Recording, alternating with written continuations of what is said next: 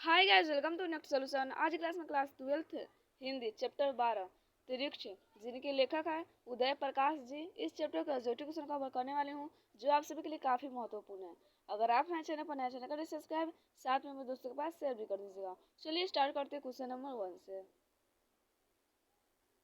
पिताजी की मृत्यु कैसे होती है? पिताजी की मृत्यु कैसे होती है, यानी जो लेखक है उदय प्रकाश जी, उनके पिताजी की मृत्यु कैसे होती है? तिरिक्ष के काटने से, धतूरे के जहर से, दुर्घटना से, मानसिक सदमे और अधिक रक्तस्राव से। तो इसका राइट आंसर क्या हो जाएगा? Option number D. Option number D में क्या हो रहा है? तो मानसिक सदमे और अधिक रक्तस्राव से। पिताजी की मृत्यु कैसे हो जाती है? मानसिक सदमे और अधिक रक्तस्राव से। नेक्स्ट चलते हैं। उदय प्रकाश का जन्म हुआ था। उदय प्रकाश का जन्म कब हुआ था? 1 जनवरी 1952 को, 20 फरवरी 1948 को, 18 जून 1944 को और 12 जुलाई 1944 को। तो इसका राइट आंसर क्या हो जाएगा? Option number A. Option number में क्या बोल रहा है? तो 1 जनवरी 1952 को उदय प्रकाश का जन्म 1 जनवरी 1952 को हुआ था। नेक्स्ट चलते हैं। कौन सी कृति उदय प्रकाश की है? कौन सी कृति उदय प्रकाश की है? रिक्ष, दरियाई घोड़ा, लियाफ, नीली झील। तो इसका राइट आंसर क्या होगा? Option number B. Option number B में क्या बोला है? तो दरियाई घोड़ा। कौन सी कृति उदय प्रकाश की है? तो बोलिएगा दरियाई घोड़ा जो है उदय प्रकाश की कृति है। नेक्स्ट चलते हैं। तिरिक्ष लेखक है, यानी तिरिक्ष के लेखक कौन है? मलयज, मोहन राकेश, उदय प्रकाश, भगत सिंह। तो इसका राइट आंसर क्या होगा? Option number C. Option number C में क्या बोला है? उदय प्रकाश। तिरिक्ष के लेखक कौन है? उदय प्रकाश है। नेक्स्ट चलते हैं। तिरिक्ष क्या होता है? तिरिक्ष क्या होता है? जंगली सांप, दरियाई घोड़ा, भेड़िया, विष खापड़, जहरीला लिजार्ड। तो इसका राइट आंसर क्या हो जाएगा? Option number D. Option number D में क्या बोला है? तो विष खापड़ जहरीला एक लिजार्ड होता है। नेक्स्ट चलते हैं। अरेबा परेवा उदय प्रकाश की कैसी कृति है? अरेबा परेवा उदय प्रकाश की कैसी कृति है? उपन्यास है, कहानी संग्रह है, कविता संग्रह, इनमें से कोई नहीं। तो इसका राइट आंसर क्या होगा? Option number B. Option number B में क्या है? कहानी संग्रह। यह है क्या है? कहानी संग्रह है अरेबा और परेवा। नेक्स्ट चलते हैं। कहानीकार को सपने में बोलने और चीखने की आदत है, यह किसने बताया? कहानीकार को सपने में बोलने और जब कहानीकार मतलब सपने में सोते थे, वो क्या करते थे? बोलते थे और चीखने की उसकी आदत मतलब सुनाई देती है। यह बात उसको किसने बताया था? तो कहानीकार के पिता ने, कहानीकार की माँ ने, कहानीकार के भैया ने, कहानीकार के चाचा ने। तो इसका राइट आंसर क्या हो? Option number B. Option number B में क्या? कहानीकार के माँ ने। ये बात इनको कहानीकार के माँ ने बताया था कि जब तुम सोते हो तो सपने में बोलने की आवाज़ आती है तुम्हारे और चीखने की आवाज़ आती है। नेक्स्ट चलते हैं। तिरिक्ष को कैसे कहानी माना जाता है? तिरिक्ष को कैसे कहानी माना जाता है? आदर्शवादी कहानी, आदर आदर्शोन्मुख कहानी, जादुई यथार्थ की कहानी, बिंबात्मक कहानी। तो इसका राइट से क्या हो जाएगा? Option number C. Option number C में क्या बोला है? जादुई यथार्थ की कहानी। तिरिक्ष को कैसे कहानी माना जाता है? जादुई यथार्थ की कहानी। नेक्स्ट चलते हैं। तिरिक्ष कहानी की केंद्रीय घटना का संबंध किससे है? तिरिक्ष कहानी की केंद्रीय घटना का संबंध किससे है? तो किससे है? तो ऑप्शन नंबर सी हो जाएगा कहानीकार के पिता से। कहानीकार के पिता से तिरिक्ष कहानी की केंद्रीय घटना का संबंध है। नेक्स्ट चलते हैं। उदय प्रकाश के अनुसार दशहरे के दिन किस चिड़िया को जरूर देखना चाहिए? उदय प्रकाश के अनुसार दशहरे के दिन किस चिड़िया को जरूर देखना चाहिए? तो किस चिड़िया को? नीलकंठ। ऑप्शन नंबर सी हो जाएगा। नीलकंठ को जरूर देखना चाहिए दशहरे के दिन। नेक्स्ट चलते हैं। लेखक को किसने तीन तीन सौ के 3 नोट दिए? लेखक को किसने 300 के 3 नोट दिए थे? तो ये किसने दिया था? तो डॉक्टर पंत ने। ऑप्शन नंबर बी हो जाएगा। डॉक्टर पंत जो थे वो लेखक को 300 के 3 नोट दिए थे। नेक्स्ट चलते हैं।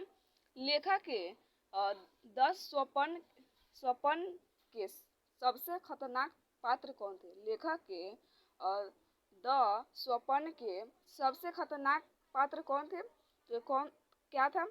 तो ऑप्शन नंबर सी हो जाएगा हाथी तथा तिरिक्ष। ऑप्शन नंबर सी हो जाएगा हाथी तथा तिरिक्ष थे लेखक के 10 स्वपन के सबसे खतरनाक पात्र। नेक्स्ट चलते हैं।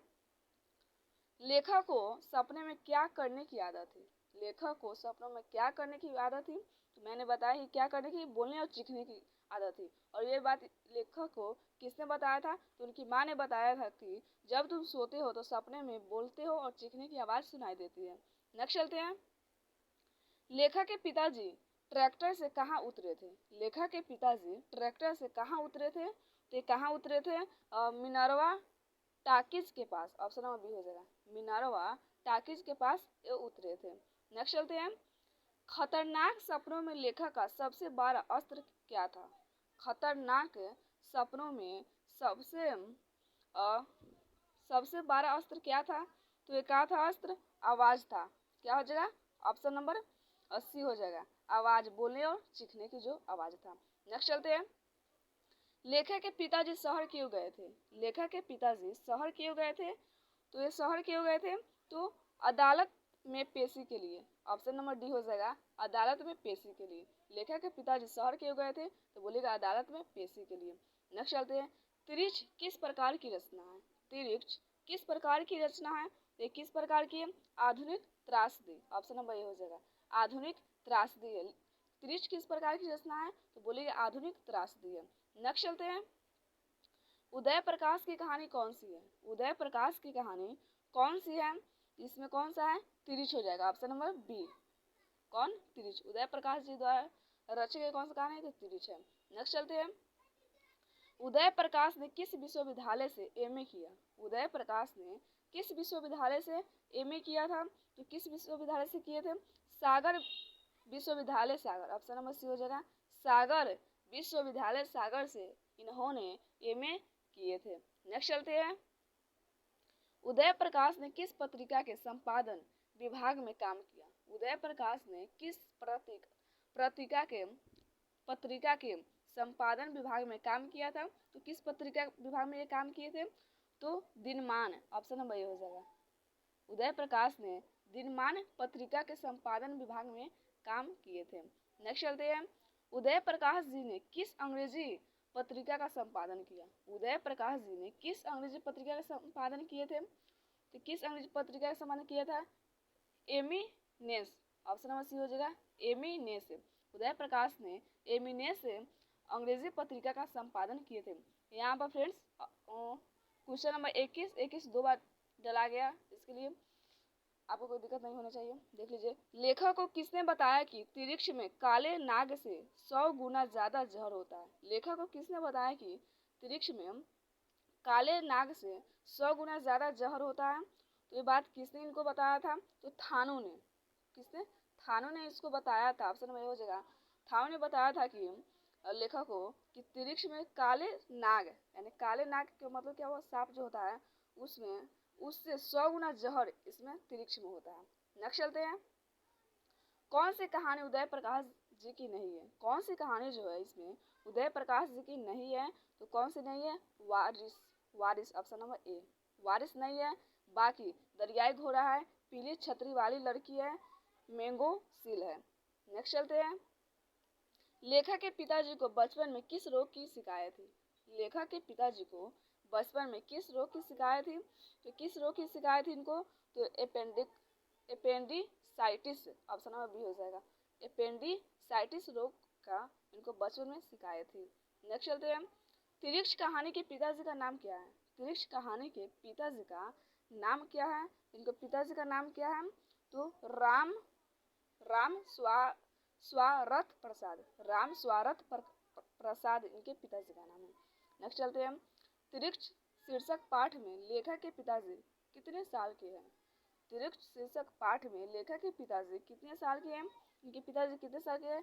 55 साल के। ऑप्शन नंबर क्या हो जाएगा? सी, 55 साल के है ये। नेक्स्ट चलते हैं। पंडित राम अवतार क्या थे? पंडित राम अवतार क्या थे? तो क्या थे? ज्योतिषी और वैद्य थे। ज्योतिषी और वैद्य थे पंडित राम अवतार। नेक्स्ट चलते हैं। त्रिक्ष कहानी के कहानीकार हैं। त्रिक्ष कहानी के कहानीकार किसने हैं? तो बोलेगा Uday Prakash. Option number A हो जाएगा, उदय प्रकाश जी हैं। नेक्स्ट चलते हैं। और आज का लास्ट क्वेश्चन है, त्रिक्ष कैसी कहानी है? त्रिक्ष जो है वो कैसी कहानी है? तो क्या बोलेगा? मिथकीय। ऑप्शन नंबर ए हो जाएगा, ये एक मिथकीय कहानी है।